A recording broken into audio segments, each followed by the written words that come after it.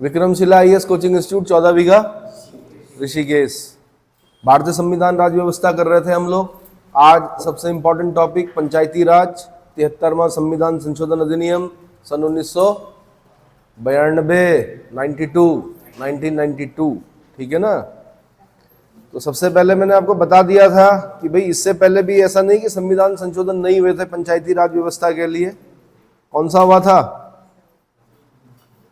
64वां संविधान संशोधन अधिनियम आया था। किसके समय में? राजीव गांधी जी के समय में। लेकिन क्या हो गया, वो राज्यसभा में गिर गया था।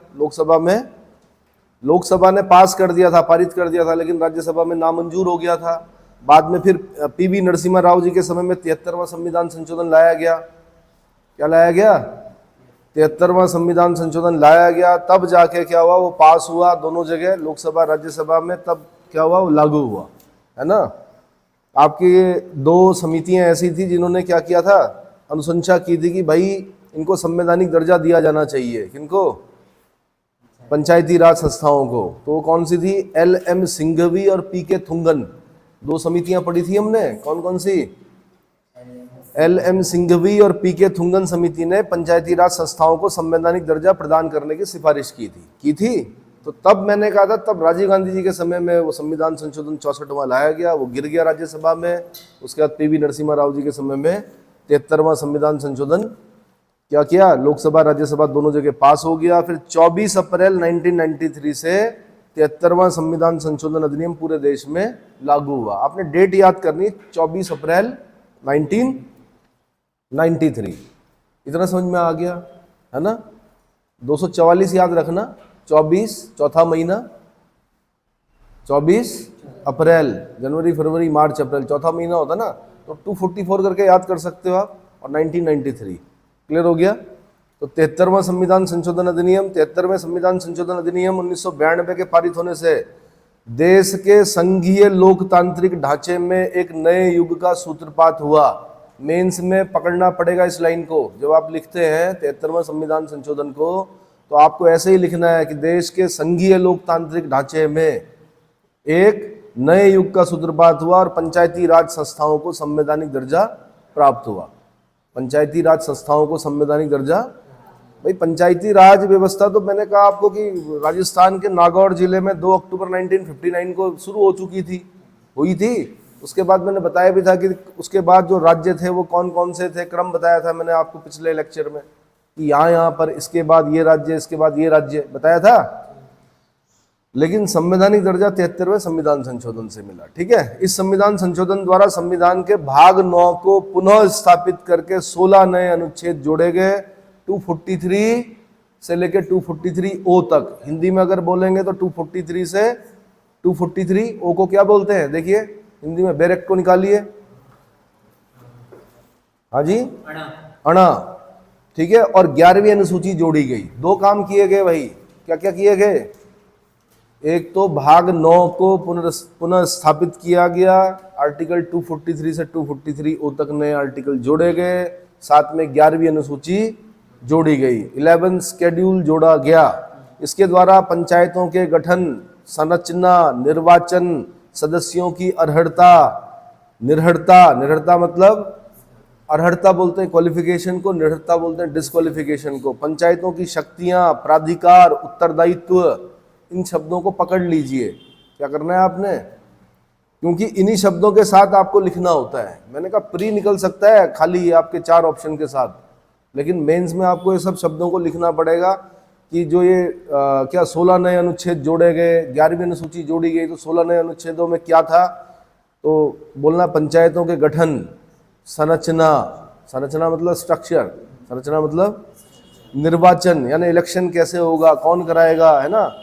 सदस्यों की अर्हताएं, निरर्हताएं, पंचायतों की शक्तियां, प्राधिकार और उत्तरदायित्व आदि के लिए प्रावधान किए गए। 11वीं अनुसूची में 29 विषयों का उल्लेख है। कितने? मैंने आपको बता दिया था 11वीं अनुसूची में 29 विषय हैं, 29 विषयों का उल्लेख किया गया। जबकि 12वीं अनुसूची में नगर पालिकाओं के लिए 18 है। इसका मतलब ज़्यादा जो अधिकार हैं वो किसके पास हैं? पंचायतों के पास है, 29, है ना। और ये भी बताना है मैंने आपको कि वो 29 क्या क्या हैं। तो 11वीं अनुसूची में कुल 29 विषयों का उल्लेख है जिन पर पंचायतों को विधि बनाने की शक्ति प्रदान की गई है। ये भी बता दूं ये ध्यान रखना, अगर आप यूपीएससी की तैयारी कर रहे हो तो पंचायतों में जो 11वीं अनुसूची में यानी 243 6 के साथ पढ़ना होता है इसको। किसके साथ?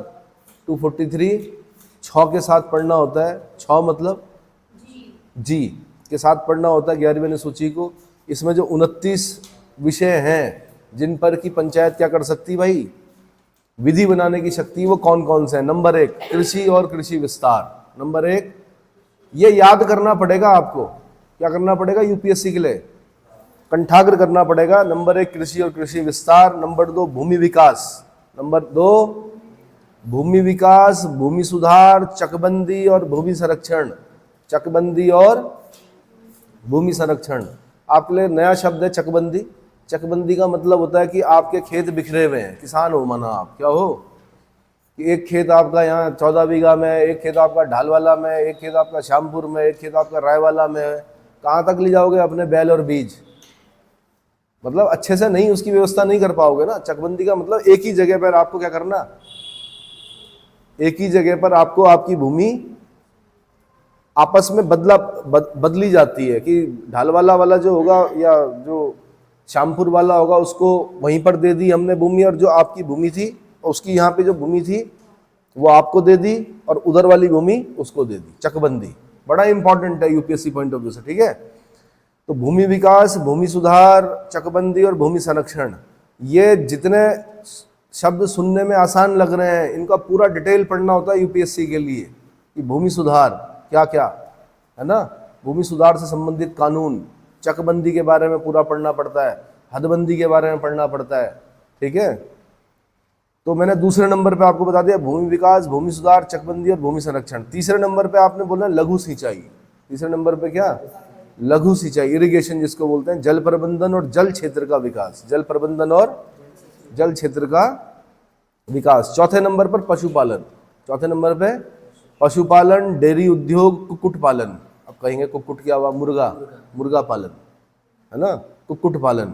पांचवें नंबर पर मत्स्य उद्योग।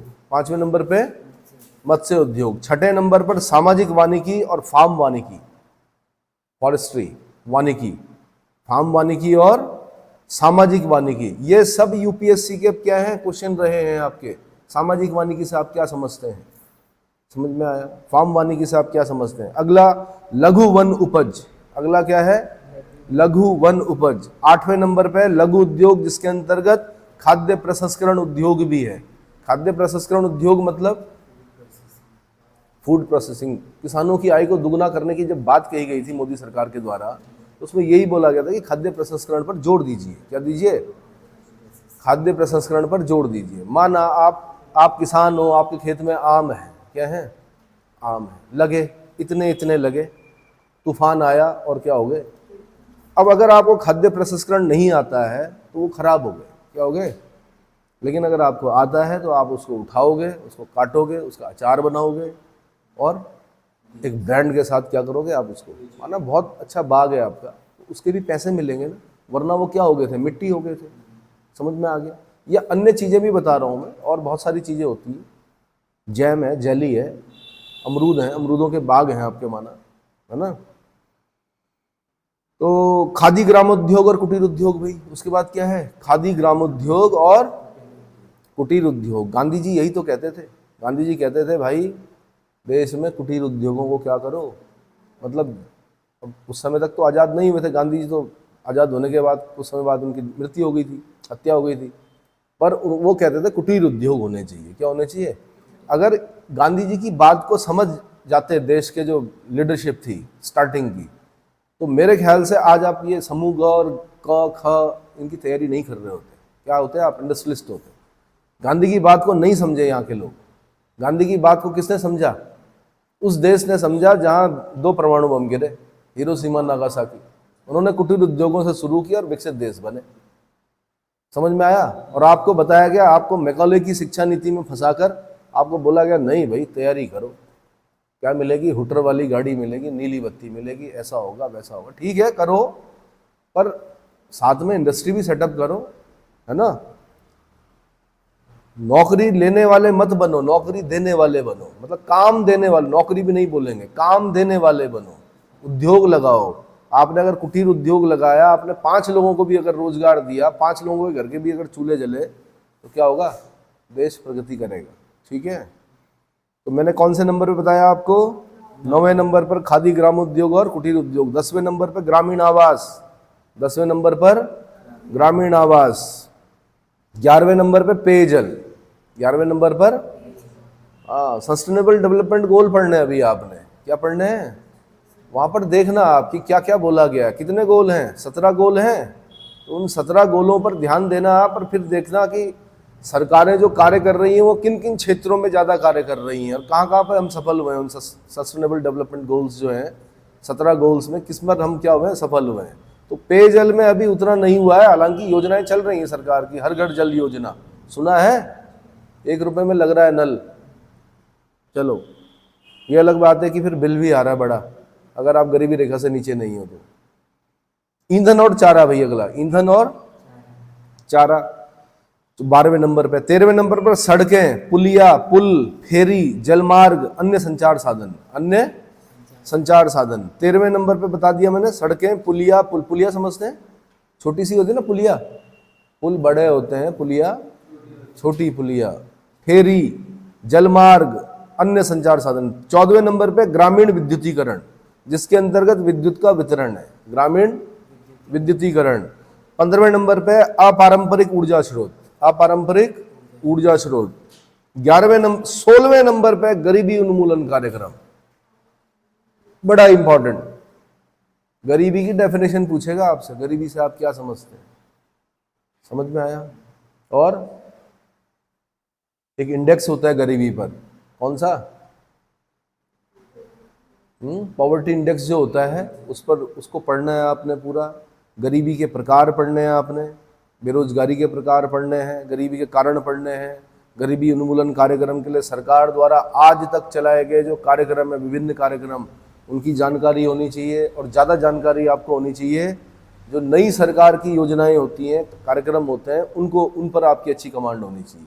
पहले की सरकारों ने क्या किया हल्का फुल्का, लेकिन नई सरकार ने क्या किया उस पर ज़्यादा आपका क्या होना चाहिए?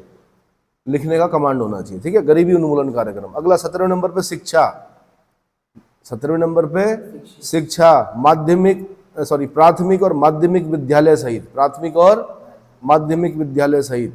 18वें नंबर पे तकनीकी प्रशिक्षण और व्यावसायिक शिक्षा, तकनीकी प्रशिक्षण और व्यावसायिक शिक्षा।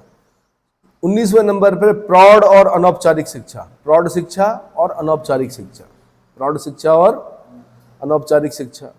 20वें नंबर पे पुस्तकालय, 20वें नंबर पे पुस्तकालय। तो अपने ग्राम पंचायत से पूछिए, पुस्तकालय दिया आपने? दिया कि नहीं दिया? नहीं दिया। तो नहीं दिया तो बोलिए उनसे कि क्या, अगर आपको अच्छे अधिकारी चाहिए किसी क्षेत्र से तो सबसे पहले क्या होने चाहिए? वहाँ पर पुस्तकालय होने चाहिए। अपने विधायकों से पूछिए, अपने सांसदों से पूछिए, है ना। खाली रात की पार्टी से मत वोट कीजिए, उनसे वादा मांगिए कि आप जब बन जाएंगे तो हमारे लिए क्या करेंगे? एक अच्छे पुस्तकालय का निर्माण करेंगे जहाँ पर सरकार द्वारा क्या होंगी? सुविधाएं दी जाएंगी। ठीक है, पुस्तकालय। सांस्कृतिक क्रियाकलाप, 21वें नंबर पे सांस्कृतिक क्रियाकलाप। 22वें नंबर पर बाजार और मेले, बाजार और मेले।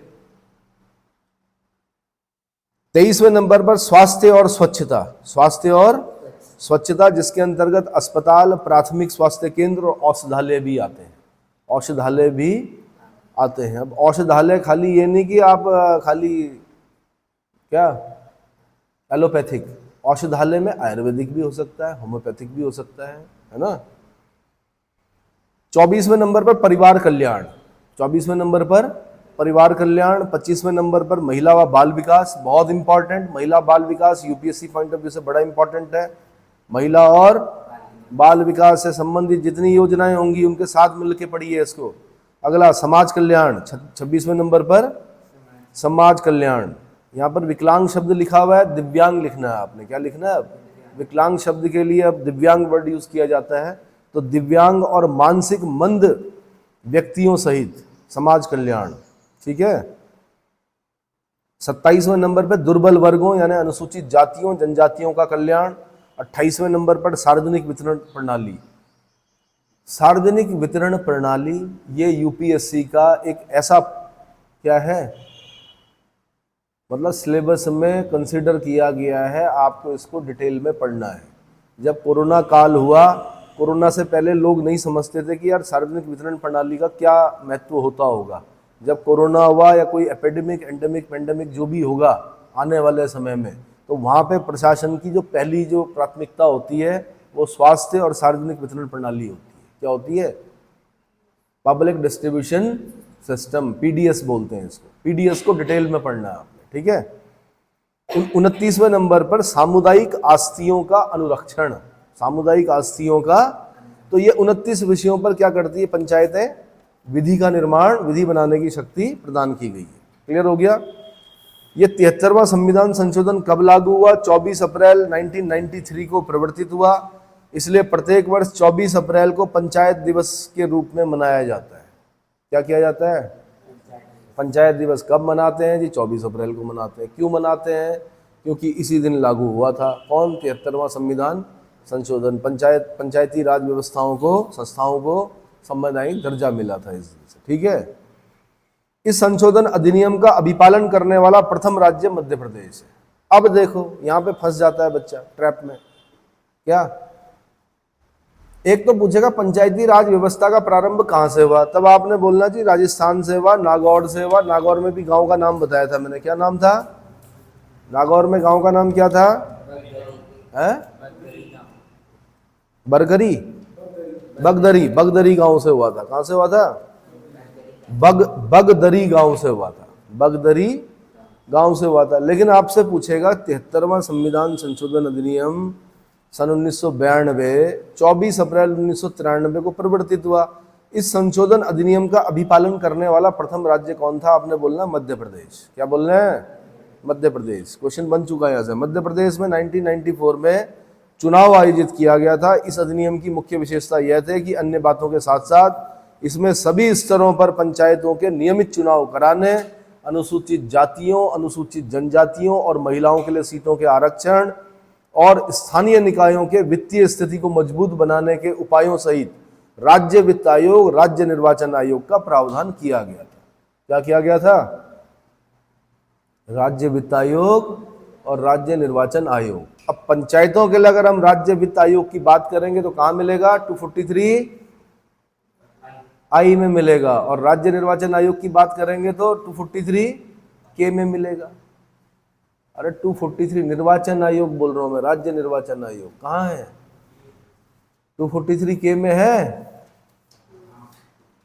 अरे 50 बार बता दिया, उसके बाद भी कंफ्यूज हो रहे हो। मैंने कहा अगर पंचायतों के लिए वित्त आयोग की बात आएगी तो 243 आई में याद करना है आपने, उसको किस में करना है? और राज्य निर्वाचन आयोग, पंचायतों के लिए अगर राज्य निर्वाचन आयोग की बात करेगा तो 243 के याद करना है आपने। और अगर फिर नगर पालिकाओं के लिए आएगा वित्त आयोग तो आपने क्या बोलना है? 243 वाई। और अगर फिर राज्य निर्वाचन आयोग की बात करेगा नगर पालिकाओं के लिए तो आपने बोलना है 243 जेड ए। तो मैंने कहा था आपको आई वाई याद कर लो और कजा याद कर लो, के और जेड ए, ठीक है। तो आई वाई हो गया वित्त आयोग के लिए और कजा हो गया निर्वाचन आयोग के लिए। अरे भाई यही है, डायरेक्ट में देख लीजिए, एक बार चेक कर लीजिए, है ना। 243 हाँ, वाई में फाइनेंस कमीशन है और जेड ए में इलेक्शंस, है ना, गजा के में भी और जेड ए में। क्लियर हो गया? इस अधिनियम द्वारा स्थापित पंचायती राज का प्रधान लक्ष्य ग्रामवासियों में शक्ति का विकेंद्रीकरण कर, विकेंद्रीकरण मतलब डिसेंट्रलाइज्ड, भाई सारी शक्तियों को बांटना था ना। इसका उद्देश्य क्या था? केंद्र में ही सारी शक्तियां रहेंगी। तो मैंने आपको कल एक रिडिकुलस वे में बताया भी था कि यार अगर स्ट्रीट लाइट, अगर आपकी लाइट नहीं आ रही तो संसद का घेराव थोड़े करोगे। किससे बोलोगे? अपने प्रधान से बोलोगे, अपने वार्ड मेंबर से बोलोगे। वो कौन है? वो आपके बीच का व्यक्ति है। समझ में आया? तो वित्त आयोग व अच्छा, इस अधिनियम के द्वारा पंचायती राज का प्रधान लक्ष्य क्या था? ग्रामवासियों में शक्ति का विकेंद्रीकरण कर उन्हें विकास मूलक प्रशासन में भागीदारी के योग्य बनाना और गांव को सामाजिक एवं आर्थिक न्याय प्रदान करना था। सामाजिक एवं आर्थिक न्याय प्रदान करना था। Social justice, economic justice, social and economic justice, तो सोशल जस्टिस की तो पूरी बुकलेट पढ़नी है यूपीएससी वालों को। पीसीएस में तो उतना नहीं है, लेकिन मैंने कहा यूपीएससी वालों को क्या करना है, पूरा एक पूरी बुकलेट पढ़नी है सोशल जस्टिस पर। ठीक है, चलो जी। इस प्रकार भारत में पंचायती राज शक्तियों के विकेंद्रीकरण प्रशासन में लोगों की हिस्सेदारी तथा सामुदायिक विकास का प्रतिनिधित्व करता है। भारत में पंचायती राज क्या करता है, शक्तियों के विकेंद्रीकरण। पंचायती राज क्या करता है भारत में, शक्तियों के विकेंद्रीकरण। दूसरा, प्रशासन में लोगों की हिस्सेदारी। और तीसरा, सामुदायिक विकास का प्रतिनिधित्व करता है।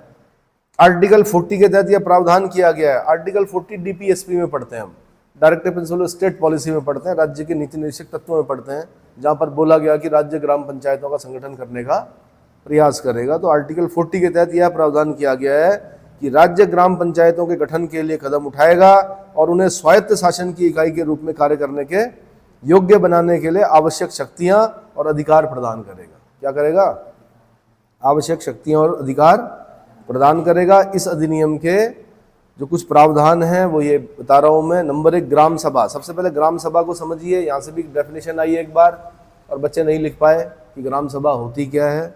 तो कुछ नहीं है, निर्वाचक नामावली में जो नाम दर्ज होते हैं उनसे मिलकर उन सब नामों को मिलाकर ही हम क्या बोलते हैं, ग्राम सभा बोलते हैं। क्या बोलते हैं?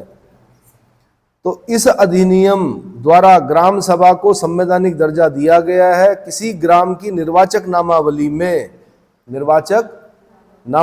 में दर्ज नामों वाले व्यक्तियों को सामूहिक रूप से ग्राम सभा कहा जाता है। भाई गांव में तो बच्चे भी होंगे छोटे, है ना, 18 साल से नीचे के बच्चे भी होंगे, उनको नहीं बोलते हैं ग्राम सभा। सिर्फ 18 साल से ऊपर के वे लोग जिनका नाम कहाँ पर है, निर्वाचक नामावली में, जो वोट डालते हैं पंचायत में, उन सबको मिलाकर क्या बोलते हैं आप, ग्राम सभा बोलते हैं। ग्राम सभा में एक या एक से अधिक गांव शामिल किए जा सकते हैं। आर्टिकल 243 क के अनुसार, 243 ए के अनुसार, क मतलब ए के अनुसार, ग्राम सभा गांव के स्तर पर ऐसी शक्तियों का प्रयोग और ऐसे कार्यों को करेगी जो राज्य विधानमंडल विधि द्वारा उपबंधित करे। राज्य विधानमंडल पे खास ध्यान देना है आपको, किस पर, स्टेट लेजिस्लेचर पर खास ध्यान देना है। 243 क के अनुसार ग्राम सभा गांव के स्तर पर ऐसी शक्तियों का प्रयोग और ऐसे कार्यों को करेगी जो राज्य विधानमंडल विधि द्वारा उपबंधित करे। ग्राम पंचायत ग्राम सभा की कार्यकारी संस्था है तथा ग्राम सभा ग्राम पंचायत के कार्य का निरीक्षण तथा मूल्यांकन करती है। छोटे छोटे क्वेश्चन बनते हैं कि ग्राम पंचायतों के कार्य का निरीक्षण और मूल्यांकन कौन करता है? आंसर, ग्राम सभा करती है। कौन करती है? फिर पूछेगा ग्राम सभा की कार्यकारी संस्था क्या है? तो ग्राम सभा की कार्यकारी संस्था है ग्राम पंचायत। कौन है? ग्राम पंचायत, है ना। फिर 243B आर्टिकल, अब मैं बता रहा हूं आपको पंचायतों का गठन और संरचना, यानी constitution and composition of panchayat, constitution and composition of panchayat. तो आर्टिकल 243B में जाना पड़ेगा आपको। तो आर्टिकल 243B भारत में त्रिस्तरीय पंचायती राज व्यवस्था का प्रावधान करता है। किसका?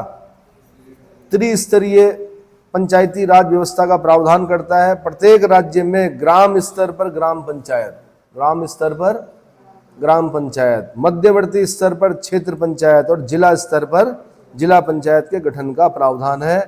किंतु उस राज्य में जिसकी जनसंख्या 20 लाख से कम है, वहां मध्यवर्ती स्तर पर पंचायत का गठन करना आवश्यक नहीं है। कुछ राज्य हैं, रहे होंगे कभी, जहां 20 लाख से कम क्या रही होगी, जनसंख्या रही होगी, वहां पर ब्लॉक पंचायत नहीं होती है। क्या नहीं होती है? वहां ब्लॉक प्रमुख भी नहीं दिखेंगे आपको। सुना आपने ब्लॉक प्रमुख? प्रमुख जी बोलते हैं उत्तराखंड में। कौन है जी? प्रमुख जी हैं, यानी क्या है वो, ब्लॉक प्रमुख। क्या है? अच्छा, ये उन बच्चों की समझ में नहीं आएगा जो गांव में नहीं रहे, जो सीधे शहरों में हुए, उनको कैसे समझ में आएगा? अब हम लोग तो जहाँ पे रहे वो पहले यहाँ पे ग्राम पंचायत हुआ करती थी, इलेक्शन हुआ करते थे, ग्राम प्रधान होते थे, वार्ड मेंबर होते थे। फिर क्या बनाए? फिर नगर पंचायत बनी, तो नगर पंचायत के इलेक्शन में भी भाग लिया। फिर क्या बनी? नगर पालिका बनी, है ना। भगवान ने चाहा जिस रफ्तार से हम लोग बढ़ रहे हैं तो जल्दी हम नगर निगम में भी क्या हो जाएंगे, है ना। समझ में आ रहा है? चलो, जिस हिसाब से क्या हो रहा है, जिस हिसाब से पलायन हो रहा है ऊपर से, पहाड़ से खाली हो रहे हैं, तो सारे लोग कहाँ आ रहे हैं? मैदानी भागों में आ रहे हैं। मैदान में पहला मैदान कौन सा है? गढ़वाल में ऋषिकेश है। कौन है? कुब्जा अमरक, पुराना नाम। यहीं आएंगे लोग। तो धीरे धीरे क्या होगा, पहले बस्तियां ऐसे बसेंगी, फिर जब जगह कम हो जाएगी फिर कैसे बसेंगी? ऐसे बसेंगी, है ना। और सिस्मिक जोन पे हम, तो कमाल की बात है, तीसरी मंजिल पे बैठ के पढ़ रहे हैं सिस्मिक जोन में। 4 मंजिल से ज़्यादा अलाउ नहीं होना चाहिए। चलो, हाँ जी, हाँ तो ये बताना चाहिए था ना आपको कि उतना सरिया लगा भी है, नीचे कॉलम खड़े हैं भी कि नहीं है। ऐसा तो नहीं कि पहली मंजिल बना दी उसके ऊपर तब कॉलम खड़ा कर रहे हैं कुछ लोग। पुराने मकान है उसके ऊपर कॉलम खड़े हो रहे हैं, वो नहीं होना चाहिए। चलो, आर्टिकल 243 भी भारत में त्रिस्तरीय पंचायती राज व्यवस्था का प्रावधान करता है। प्रत्येक राज्य में ग्राम स्तर पर ग्राम पंचायत। अरे भाई, बैलेट भी देख लेना किस कलर के होते हैं। एक बार कहीं क्वेश्चन पूछा गया, ग्राम प्रधान के लिए जो आप वोट करते हो उसका बैलेट किस कलर का होता है, जो आपका वार्ड मेंबर होता है उसका बैलेट किस कलर का होता है, बीडीसी मेंबर जो होता है उसका बैलेट किस कलर का होता है। बैलेट समझ रहे हो? वहाँ ईवीएम से नहीं होते हैं। कहाँ पर? गाँव में। वहाँ पर किससे होते हैं? बैलेट से डालने होते हैं। ठीक है। भ्रमित भी करते हैं बूढ़े लोगों को गाँव में।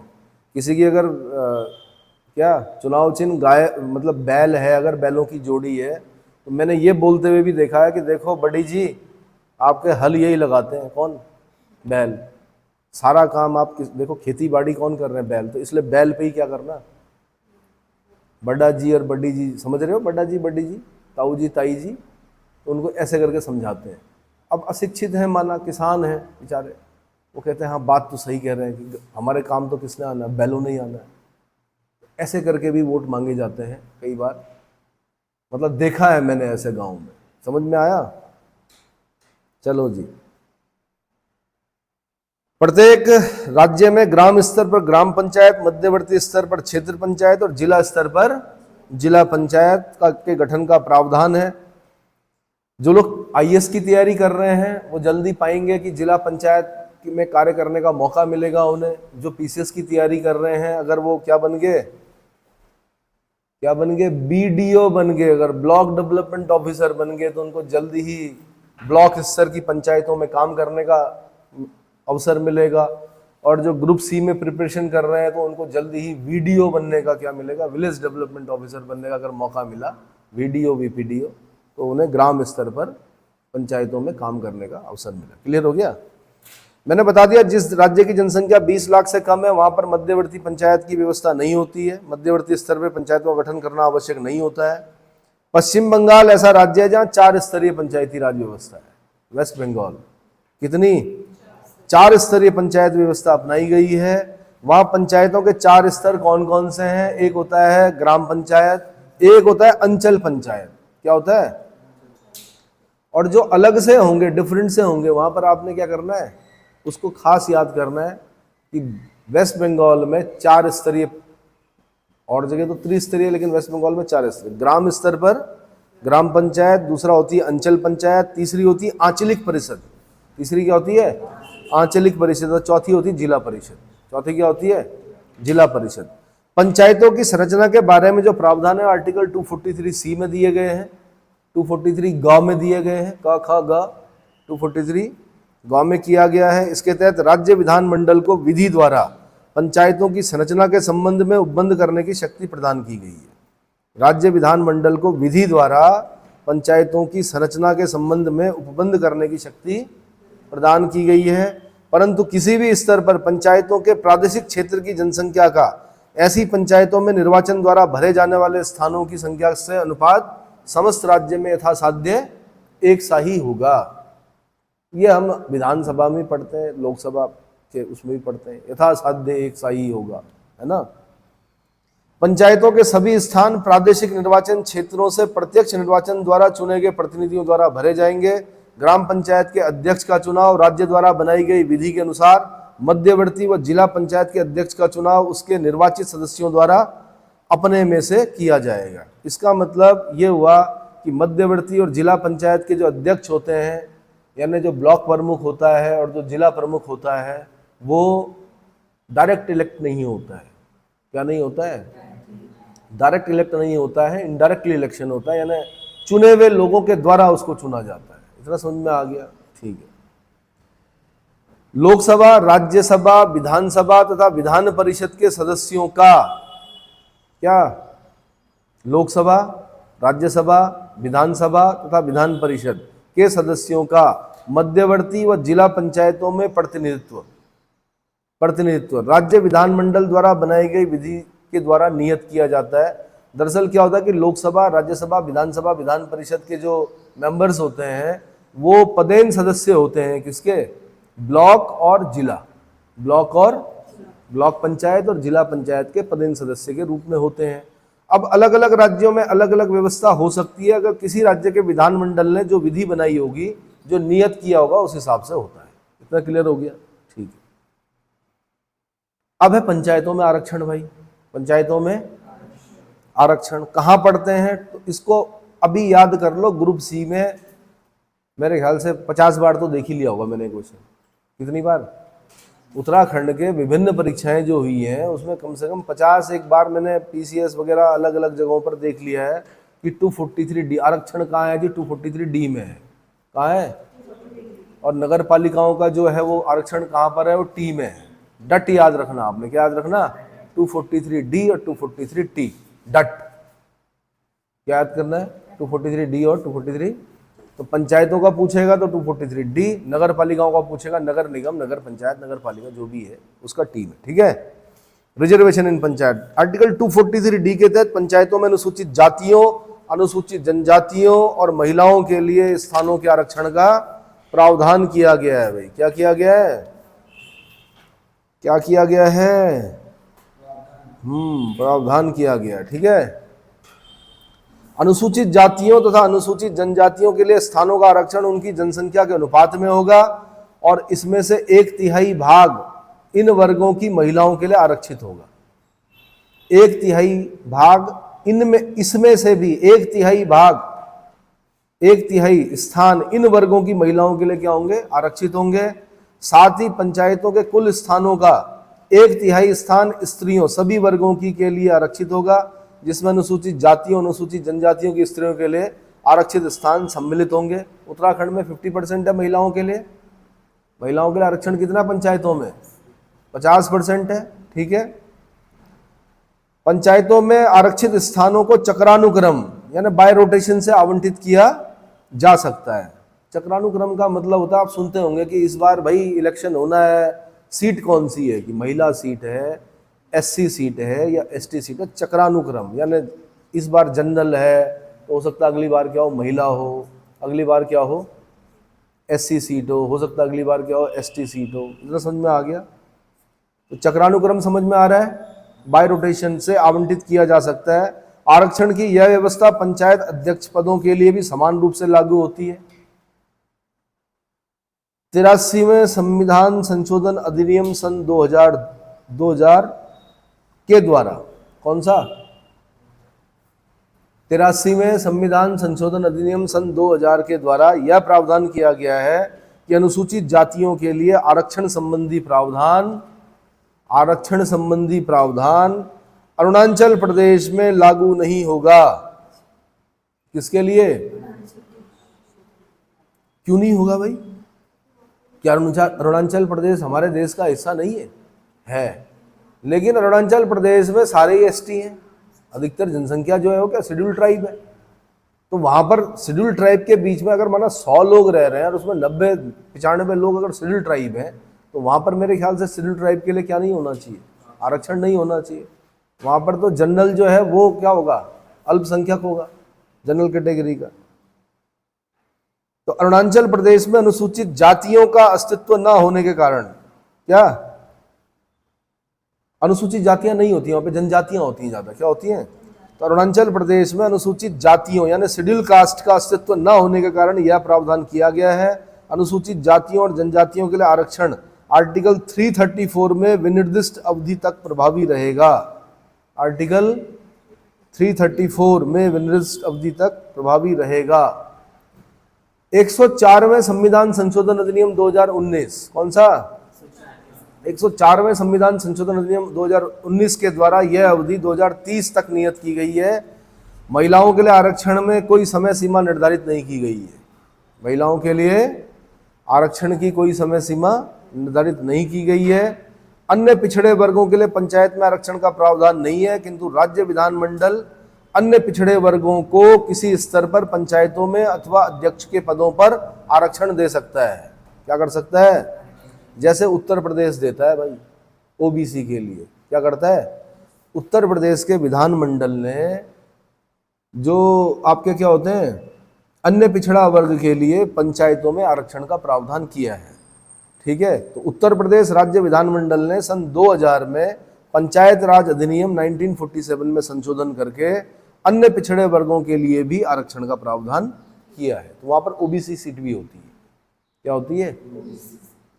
इतना समझ में आ गया? नहीं हुआ?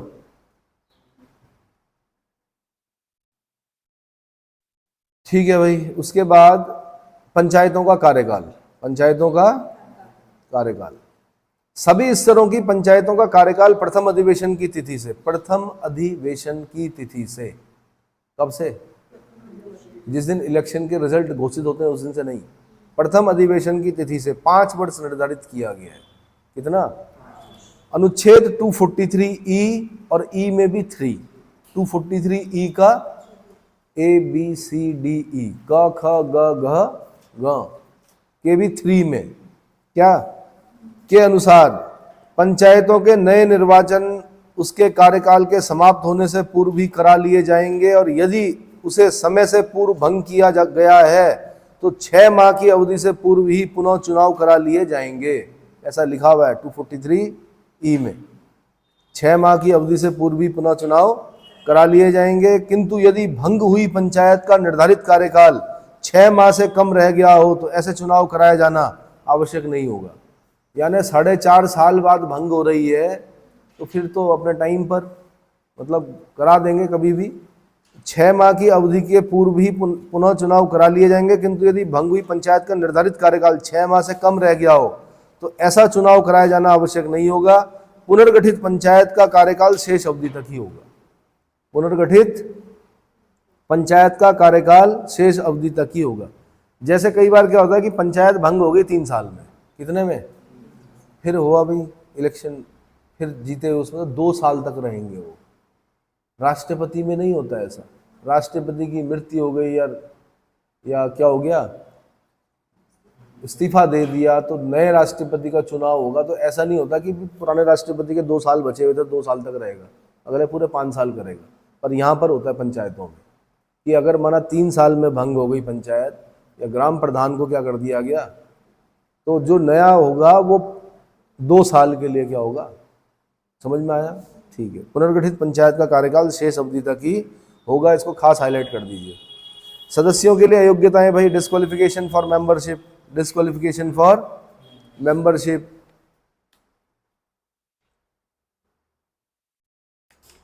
ठीक है।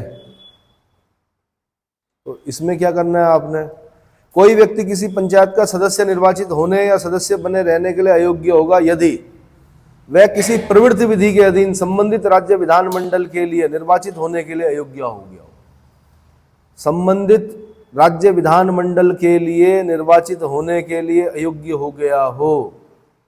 नंबर 2, 21 वर्ष की आयु से कम हो। क्या हो?